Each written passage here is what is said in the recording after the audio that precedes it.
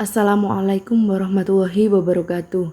Di sini kami dari kelompok 4 akan mempresentasikan hasil diskusi kami, yakni dengan judul materi mengukur dan mengevaluasi kinerja bank.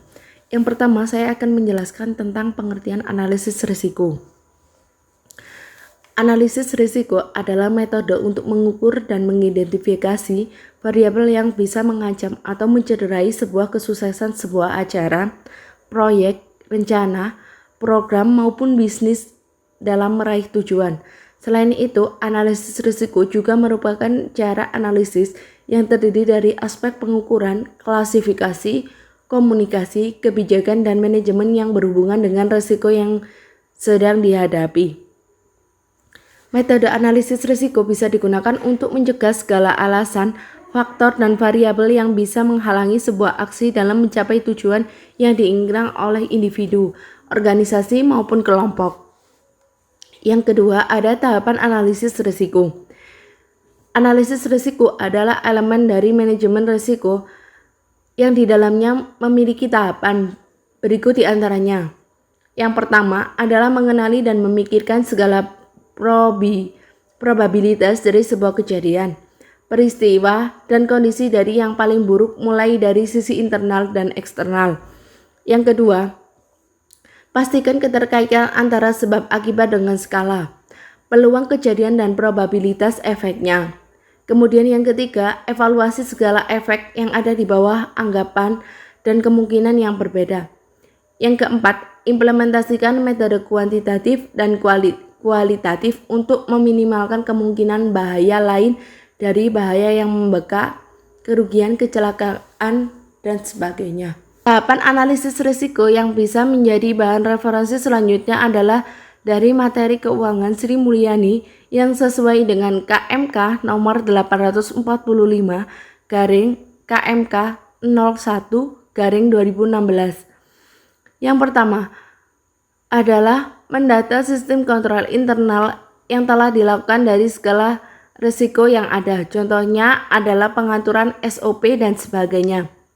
Kemudian mengukur tingkat probabilitas adanya risiko berdasarkan parameter yang ada, di mana tingkat tersebut ada 5, yakni hampir, pasti terjadi, sering terjadi, kadang terjadi, jarang terjadi, dan hampir tidak terjadi. Kemudian, mengukur tingkat akibat yang ada. Jika risiko terjadi, ada 5 tingkat parameter akibat yang ada. Di antaranya adalah sangat penting, penting, moderat, minor, dan tidak penting. Kemudian, memastikan tingkat risiko. Berlandaskan pengukuran tingkat probabilitas dan akibat, kita dapat memastikan tingkat risiko dengan cara melihat matriks analisis risiko. Kemudian yang terakhir, membuat peta atau dena risiko. Ini merupakan cara untuk meletakkan risiko pada setiap tempat yang relevan dengan matriks analisis risiko. Kemudian selanjutnya ada tipe analisis risiko. Saat pelaksanaan analisis risiko sangat bergantung dengan data atau informasi yang ada. Sedangkan metode analisisnya bisa merupakan kuantitatif, semi kuantitatif, dan kualitatif. Selain itu, perpaduan dari ketiga metode tersebut juga bisa dimungkinkan. Sementara itu, level kerumitan dari skala biaya analisisnya dari besar ke kecil adalah kuantitatif, semi kuantitatif, dan kualitatif. Untuk mengetahui gambaran umum mengenai tingkat risiko yang ada, maka analisis kualitatif bisa dipakai. Selanjutnya, untuk perincian mengenai tingkat risiko bisa memakai analisis kuantitatif. Kemudian ada 3 jenis risiko. Yang pertama, analisis risiko. Yang pertama ada analisis kualitatif. Analisis ini bisa memakai kata-kata dalam menjabarkan risiko yang ada atau bisa juga disebut skala deskriptif. Kemudian ada analisis semi kuantitatif. Analisis ini dalam penjabarannya adalah menggunakan angka dengan memberi sebuah nilai. Nilai yang dimaksud harus bisa menggambarkan tingkatan kemungkinan dari risiko yang akan ditimbulkan. Kemudian yang terakhir ada analisis kuantitatif. Analisis ini dalam penguraiannya akan memakai nilai numerik Hasil yang akan diraih nantinya sangat bergantung dengan ketepatan dan keseluruhan data yang diperoleh. Kemudian ada jenis risiko. Yang pertama adalah risiko spekulatif atau speculative risk. Merupakan risiko yang terdiri dari dua probabilitas, yakni untung atau rugi. Ini bisa ditemui pada pembelian saham atau pembelian falas dan sebagainya. Kemudian ada risiko murni atau pure risk. Merupakan risiko yang ada hanya satu probabilitas, yakni kemungkinan rugi. Ini bisa ditemui pada bencana alam, resesi ekonomi. Kemudian ada risiko fundamental, merupakan risiko yang asal muasalnya tidak dapat dilimpahkan kepada satu individu dan mengalami kerugian yang sangat banyak. Kemudian ada risiko khusus, merupakan risiko yang berasal dari kejadian yang dialami sendiri dan kerap kali mudah untuk ditanggulangi dan diketahui akar masalahnya. Kemudian yang terakhir ada risiko dinamis, merupakan risiko yang disebabkan karena ada kemajuan dan perkembangan pada kelompok tertentu, seperti kemajuan teknologi, ekonomi, dan pengetahuannya. Metode menanggulangi risiko. Yang pertama adalah dengan melakukan penanggulangan dan meminimalisir sedini mungkin mengenai indikasi adanya kerugian. Melangsungkan retensi yaitu dengan cara mentoleransi adanya kerugian di kemudian hari. Melaksanakan kontrol langsung terhadap risiko yang dihadapi, serta mengalihkan dan membebankan kepada pihak lain, bisa kepada ahlinya atau kepada asuransi kerugian. Berdasarkan penyebab atau sumber adanya risiko, dibagi menjadi dua, yaitu risiko internal dan risiko eksternal. Risiko internal yaitu risiko yang bersumber dari dalam sebuah instansi, misalnya adalah kecelakaan kerja atau kesalahan manajer karyawan.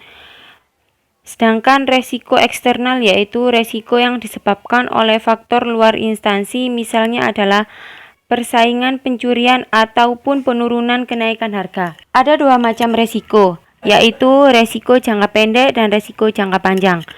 Risiko jangka pendek merupakan risiko yang dikenakan ketidakbejusan sebuah instansi dalam menanggulangi masalah yang bersifat pendek, seperti kewajiban likuiditas dan ketika adanya agenda mendadak.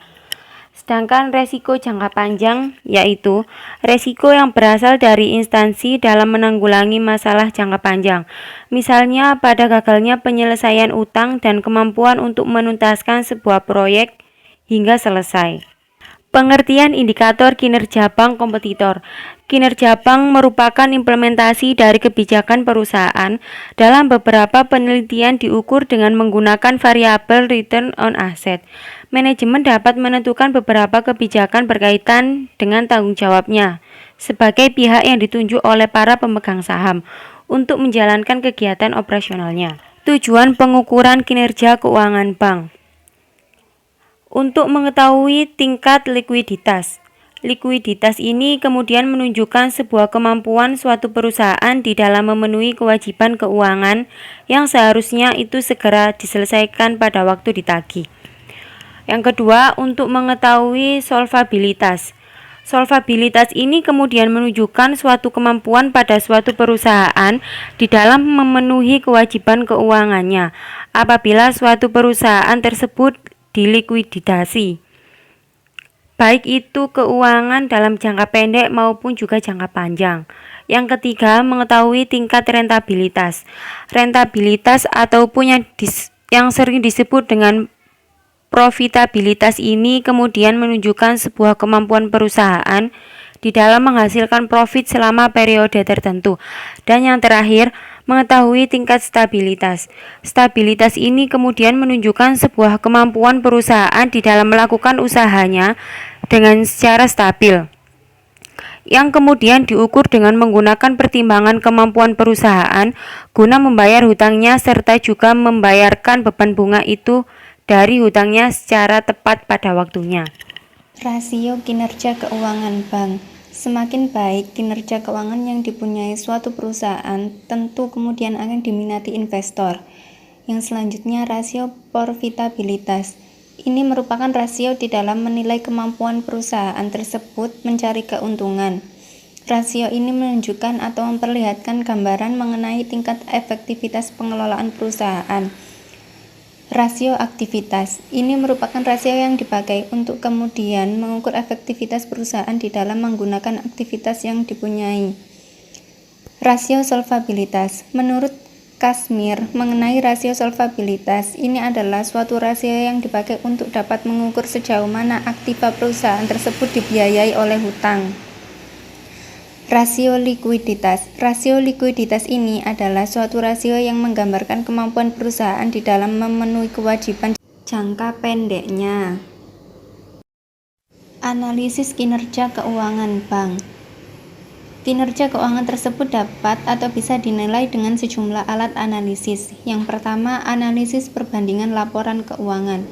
Ini adalah suatu teknik analisis dengan cara membandingkan sebuah laporan keuangan di dalam 2 periode bahkan juga lebih, dengan cara menunjukkan memperlihatkan perubahan, baik hal itu jumlah absolut maupun jumlah di dalam persentase, yaitu relatif.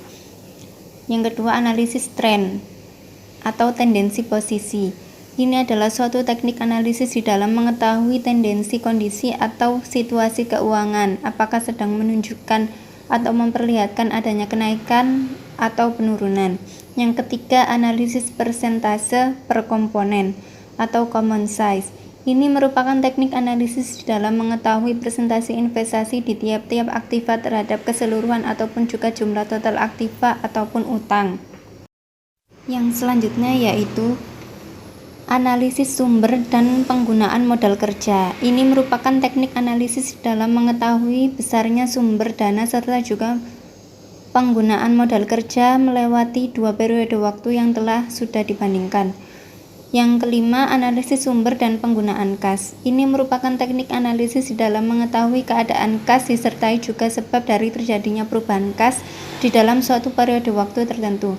Yang keenam, analisis rasio keuangan. Ini adalah suatu teknik analisis keuangan di dalam mengetahui suatu hubungan di antara pos tertentu di dalam suatu neraca atau juga laporan laba rugi, baik itu dengan secara individu maupun juga dengan secara simultan. Sekian presentasi dari kelompok kami. Wassalamualaikum warahmatullahi wabarakatuh.